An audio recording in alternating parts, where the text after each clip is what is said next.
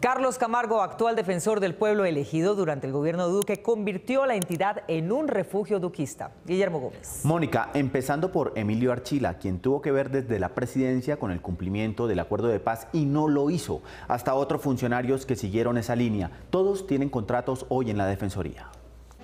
El defensor del pueblo, Carlos Camargo, ha contratado en la entidad a antagonistas de la paz, exfuncionarios del gobierno del expresidente Iván Duque y familiares de ellos. Como que la Defensoría la están convirtiendo en ese fortín, no solo de corrupción, sino también de refugio de todos esos altos dignatarios del gobierno de Duque. En el listado aparecen, entre otros, Gisela Arias, Ruby Cecilia Durán, José Rendón, el exministro del Deporte Ernesto Lucena y el consejero para la estabilización de Duque, Emilio Archila. Cuestionado gravemente también porque ralentizó la implementación de los acuerdos de paz. Archila tiene este contrato por 3 meses con el que se ganará 65 millones de pesos. Ahí refugiándose bajo la falda del señor Camargo para no sabemos qué intenciones. Por ese dinero, Archila deberá elaborar un documento de análisis sobre la libre competencia económica y participar como capacitador en una sesión.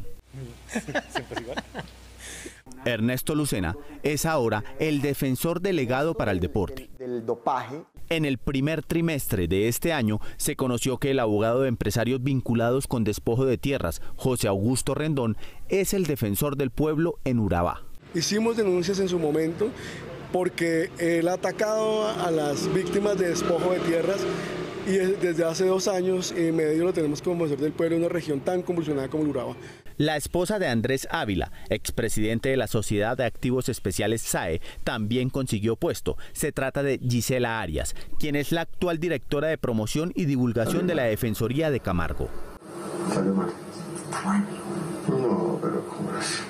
Otra beneficiada con la chequera de la Defensoría del Pueblo es Ruby Cecilia Durán, nombrada como Directora Nacional de Recursos y Acciones Judiciales. Ella es la esposa de Gabriel Jaimes, el fiscal protector del expresidente Álvaro Uribe. Los contratos OCAD Paz, proyectos de construcción de obras en municipios afectados por el conflicto armado, siguen sometidos al examen de los investigadores por su indebido aprovechamiento económico y político. Miguel Ángel Peñaranda. Mónica, ahora están bajo la lupa unos contratos para municipios de Risaralda, al parecer direccionados por el senador conservador Sami Merek para su beneficio y el de sus amigos de partido. Al menos 4 contratos de OCAD Paz celebrados y ejecutados en municipios de Risaralda desde el año 2019 para mejoramiento de vías rurales fueron cuestionados por no presentar avances de obra. Extrañamente, sí hubo desembolsos presupuestales amplios por parte de alcaldes de turno. En la Procuraduría reposan denuncias en contra del senador Sami Merek del Partido Conservador por presuntamente influir en la entrega de estos contratos a mandatarios cercanos a él. Frente a los temas de la propiedad privada. Merek es hoy investigado por la Corte Suprema por presuntamente recibir coimas por ayudar a adjudicar esos proyectos de paz. De ingresos y de prosperidad. Según la queja ante la Procuraduría, el municipio de Guática, Risaralda, recibió contratos por más de 4.800 millones de pesos para la construcción de placahuellas cuando era alcalde Freddy Alexander Bayer, también del Partido Conservador y amigo de Merek.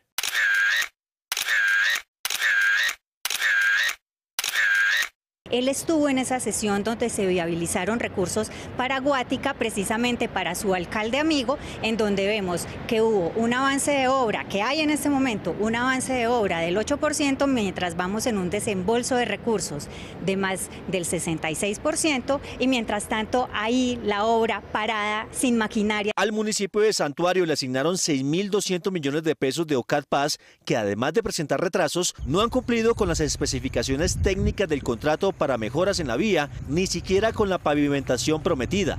No dice que cómo es que hacen una donación de un dinero, 8 o 10 mil millones, no sé cuánto, para un kilometraje de estos y hacen una cosita y de nada. Uno es una persona que prácticamente tiene esa lucidez de ver que cuando un trabajo es bien hecho y cuando es mal hecho. La conclusión es pésima, total. También se advierte que a otros 6 municipios de Risaralda les fueron adjudicados contratos OCAD Paz para vías terciarias y que estos tampoco se han cumplido a pesar de tener un plazo de obra entre 5 y 11 meses de ejecución. si se adjudicaron los contratos, ¿por qué al día de hoy no se han terminado cuando debían haberse terminado en 5 meses? Esta semana en el Congreso se llevará a cabo un debate de control político sobre los contratos OCAT-Paz, en los que están investigados congresistas como Mario Castaño y decenas de alcaldes de varias regiones del país. El gobierno tendrá que sacar de los impuestos que pagan los más pobres unos 50 billones de pesos para pagar mesadas de personas que, aunque no alcanzaron a ahorrar lo necesario, devengan mesadas pensionales millonarias, pero el Congreso se niega a considerarlos contribuyentes. La promesa del gobierno Petro de poner a pagar más a los que ganan más parece haber quedado en suspenso, tras ceder a las presiones políticas y retirar de la reforma tributaria el artículo que buscaba un impuesto del 20% a las pensiones de más de 10 millones de pesos, lo que implicaba gravar a menos del 1% de los pensionados, una élite que podría aportar a las finanzas de la nación. Que ahorró la persona en general no alcanza para la pensión, por eso todas las pensiones en Colpensiones tienen un subsidio. No solo las de 13, sino las de 12, 11, 10. Para que una persona se pensione con un monto mensual de 13 millones de pesos, ha tenido que ahorrar más de 3 millones de pesos mensuales durante una década. El ahorro de ese pensionado durante toda su vida fue poco más de 750 millones de pesos, pero para llegar a la mesada de 13 millones de pesos, el gobierno le otorga un subsidio de 1.700 millones de pesos. Yo creo que el mensaje sí era: todos tenemos un deber de contribuir, y estas personas que tienen este nivel de ingresos pues pueden contribuir, y más que en la mayoría de los casos de los que tienen estas pensiones altas no vienen del régimen privado, sino del régimen público. El subsidio a las altas pensiones le cuesta al gobierno colombiano más de 40 billones de pesos anuales, y solo ciudadanos de a pie, quienes sostienen a través del pago de impuestos como el IVA esta alta suma. No tiene ningún sentido subsidiar a personas de altos ingresos.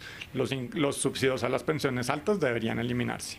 Economistas de la ortodoxia financiera, como la excodirectora del Banco de la República, Carolina Soto, consideró incomprensible que el gobierno Petro haya cedido en este punto. Muy lamentable que se retire el impuesto a los ingresos por pensiones. ¿Por qué? Era un paso muy importante hacia la progresividad.